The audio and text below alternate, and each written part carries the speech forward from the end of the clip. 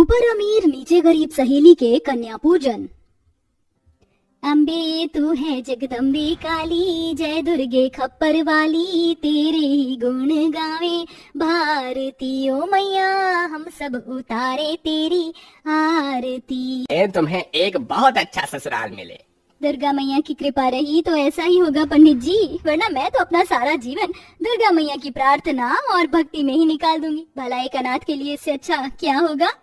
इतना कहकर पूनम मंदिर के बाहर बैठे सभी गरीब बच्चों को प्रसाद बांटने चली जाती है कि तभी दुर्गा माता के मंदिर के बाहर एक बड़ी सी गाड़ी आकर रुकती है, जिसमें से एक बहुत अमीर शीतल नाम की औरत बाहर आती है और अपने साथ गरीब लोगों को बांटने के लिए ढेर सारा सामान लेकर आती है।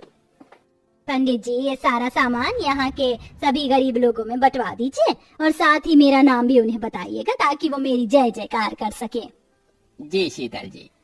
तभी उसकी नजर गरीब बच्चों को प्रसाद बांट रही पूनम पर पड़ती है। पंडित जी, ये लड़की कौन है? मैं जब भी मंदिर में आती हूँ हमेशा इस लड़की को यहीं देखती हूँ। बेचारी अनाथ है, बचपन से ही इसी मंदिर में पली बड़ी है। दुर्गा माता की बहुत बड़ी भक्त है ये। पंडित जी की बात सुन शीतल के मन में कुछ खुराफाती चलता है, जिसके बाद वो वहाँ से चली जाती है। वहीं पूनम सभी बच्चों को प्रसाद बांटकर अपनी बचपन की सहेली महक के घर जाती है। तू अब आ रही है? दुर्गा माता की पूजा करने में थोड़ा समय लग गया था, चल अब मैं तुझे तैयार कर देती हूँ। पूनम महक को तैयार कर उसे नीचे हॉल में ले जाती है, जहाँ कोई और नहीं बल्कि शीतल बैठी होती है। आज शीतल अपने बड़े बेटे अमर के लिए रिश्ता देखने के लिए आई होती है। शीतल पूनम को महक के घर में देखकर काफी हैरान रह जाती है। इस लड़की को तो मैंने सुबह दुर्गा माता के मंदिर में देखा था, ये यहाँ कैसे? इसका नाम पूनम है, मेरी बेटी की दोस्त है। लगता है ये दुर्गा माता का ही इशारा है। अगर मेरे छोटे बेटे दीप की शादी में इस लड़की से करवा दूं तो कितना अच्छा रहेगा। वैसे ही उसके काले रंग की वजह से उसकी कहीं पर बात नहीं बनती। से बेचारी अनाथ पूनम से तय कर देती है। जहाँ एक तरफ पूनम अपना और अपनी सहेली का एक ही घर में रिश्ता होने से बहुत खुश होती है, तो वहीं दूसरी तरफ महक। आप तो जानती है माँ कि मैंने उसे अपनी सहेली सिर्फ इसलिए बनाया था ताकि वो मेरे काम आ सके, ना कि वो मेरी देवरानी बन सके। बेटा, ये तेरी सास का फैसला है, इसमें हम भला क्या कर सकते हैं, लेकिन इसमें तेरा भी फायदा है। जैसे शादी से पहले वो तेरा हर काम करती थी, शादी के बाद भी तू जेठानी बनकर उस पर अपना हुक्म चलाएगी और उससे नौकरानी की तरह सारी काम करवाएगी। अपनी माँ की बात सुन महक बहुत ज्यादा खुश होती है और कुछ दिनों में दोनों सहेलियों की शादी हो जाती है। अमर बेटा, जा मेरी बड़ी बहू को ऊपर वाले कमरे में ले जाओ, अब से तुम दोनों ऊपर ही रहोगे और तू अपनी पत्नी को इस सामने वाले कमरे में ले जा। आज के बाद तू और तेरी पत्नी इसी नीचे वाले कमरे में रहोगे, समझे? एक ही ससुराल में होते हुए भी अमीर सहेली जहाँ ऊपर वाले कमरे में रहती है, वहीं बेचारी गरीब सहेली नीचे वाले कमरे में। सुनिए, आप भी तो माँ जी के बेटे हैं, तो माँ जी ने आपके साथ इस तरह से बात क्यों की? पूनम, मैं अपने बड़े भाई अमर की तरह हैंडसम और सुंदर नहीं हूँ, इसलिए माँ मुझे ज्यादा पसंद नहीं करती है। आप फिक्र मत कीजिए, एक ना एक दिन माँ जी के दिल में आपके लिए जरूर प्यार का दिया जलेगा। दुर्गा मैया है ना, वो सब ठीक करेंगी। पूनम की बात सुन दीप को थोड़ा सुकून मिलता है और ऐसे ही शादी का पहला दिन गुजर जाता है, जहाँ शीतल अपनी अमीर बहू से घर के कुछ काम काज ना करवाते हुए उस पर अपना सारा प्यार लुटाती है, वहीं पूनम से नौकरानी की तरह बर्ताव करती है। लेकिन बेचारी पूनम दुर्गा मैया पर सब सौंप कर सब कुछ सहती है। समय गुजरता है और नवरात्रि शुरू होने वाली होती है। कल से नवरात्रि शुरू है, मुझे दुर्गा माता की मूर्ति स्थापित करनी थी और कुछ सामान भी लाना था, थोड़े पैसे चाहिए थे। पूनम, तुम तो जानती हो ना, घर का बेटा होते हुए भी मुझे घर में नौकरों की तरह रखा जाता है। मेरे पास कहाँ इतने पैसे हैं कि मैं तुम्हें दे सकूं। पैसे तो तुम्हें माँ ही दे सकती है। दीप की बात सुन पूनम अपनी सास के पास जाती है और उससे नवरात्रि के लिए पैसे मांगती है। पैसे क्या पेड़ पर उगते हैं जो तूने मांगे और मैं तुझे तोड़ कर दे दिए? मेरे पास कोई पैसे नहीं है, समझी? जा यहाँ से।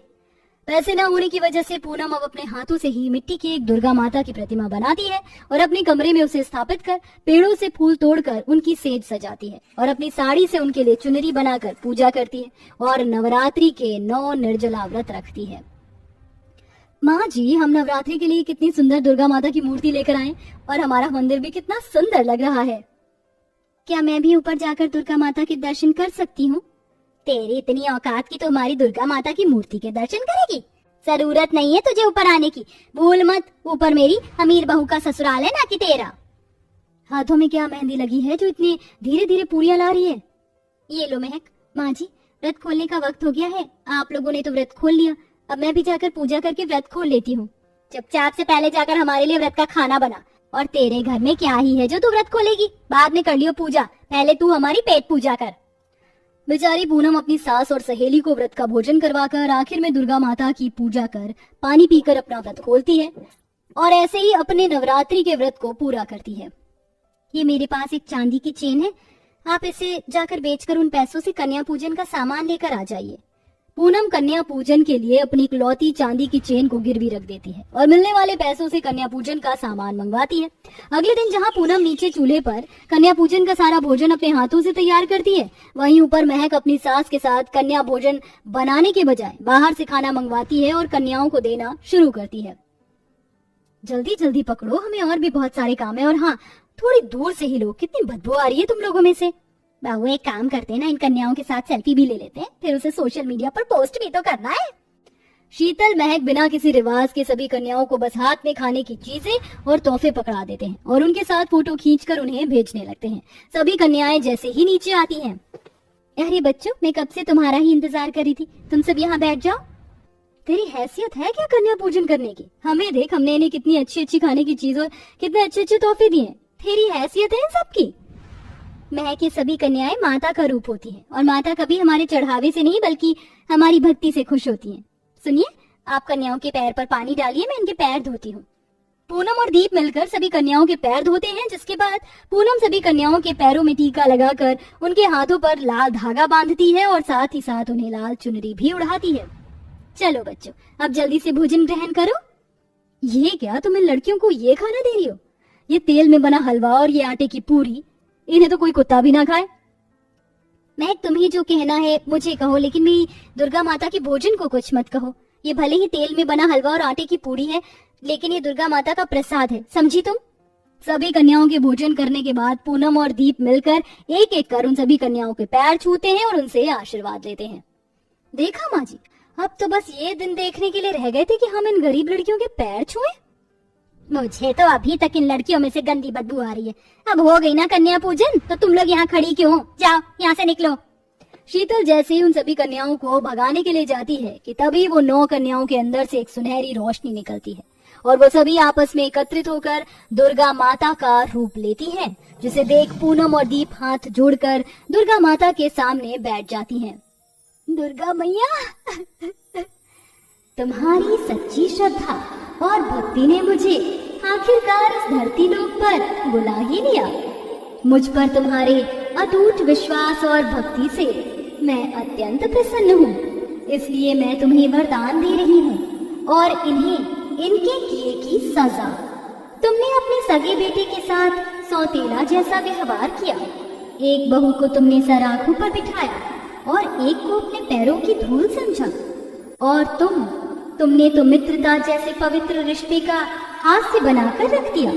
तुमने हमेशा अपनी मित्रता का फायदा उठाकर पूनम से अपने सारे कार्य करवाए, और इतने पाप करने के बाद भी तुम लोग थमे नहीं। तुमने मेरी 9 माता के इन कन्या रूपों का मजाक उड़ाया और मेरा अपमान किया। अब तुम्हें मेरे प्रकोप से कोई नहीं बचा सकता। नहीं दुर्गा माँ, हमें माफ कर दीजिए, हमें सजा मत दीजिए। दुर्गा माता के आशीर्वाद से जहाँ पूनम और दीप की जिंदगी अब पूरी तरह से संवर जाती है, वहीं महक और शीतल की जिंदगी में सब कुछ उथल पुथल हो जाता है। उन्हें अपने किए की सजा मिलती है। दुर्गा माता उनसे सब कुछ छीन लेती हैं और उन्हें जिंदगी भर प्रायश्चित करने के लिए छोड़ देती हैं। वहीं अपनी सच्ची भक्त और श्रद्धा की वजह से आज पूनम अपने पति दीप के साथ एक सुखी जीवन जीती है।